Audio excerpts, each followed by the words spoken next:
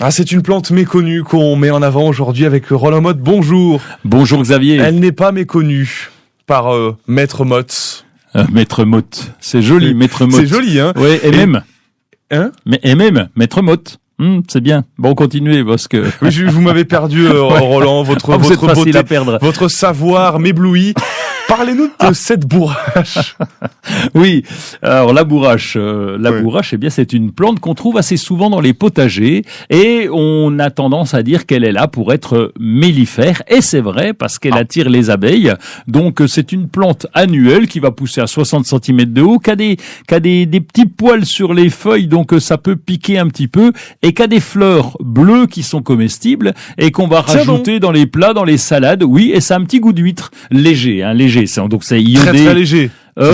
Quand même, ça sent, ouais. Pas tant que Mertensia maritima qui elle là sent vraiment l'huître, c'est une autre plante dont je vous ai déjà parlé il y a quelque temps et donc la bourrache non, c'est une plante vraiment qui a un petit goût d'huître. Oui, mais il faut en mettre quand même quelques-unes pour qu'on commence à avoir le... Ouais, mais c'est surtout le décor parce que vous avez ces fleurs qui sont bleues, qui sont très jolies, qui sont petites, vous mettez ça sur une salade et ça fait classe. C'est vrai, ça a un petit goût d'huître et puis ça a aussi quelques vertus. J'imagine le jardin, il y a toujours des vertus de toute façon. Oui, c'est vrai. Je vous le confirme. C'est quoi dites-moi pour la bourrage, mais c'est pas tout seul. Ah oui, excusez-moi, parce que vous me posez une question fermée. Moi, je vous dis oui.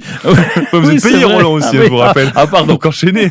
Alors, oui, elle a plein de qualités et donc elle va apporter des nutriments dans le sol.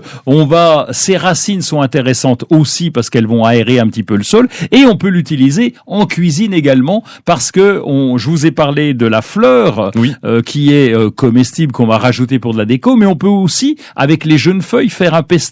Et donc le même pesto qu'avec le basilic, simplement c'est avec de la bourrache et donc du coup bien même les jeunes pousses, on va pouvoir les prendre, les jeunes feuilles et ça va nous permettre d'avoir pas mal de pesto. Mais ça y qui ressemble, va changer un petit peu. Niveau goût, je veux dire.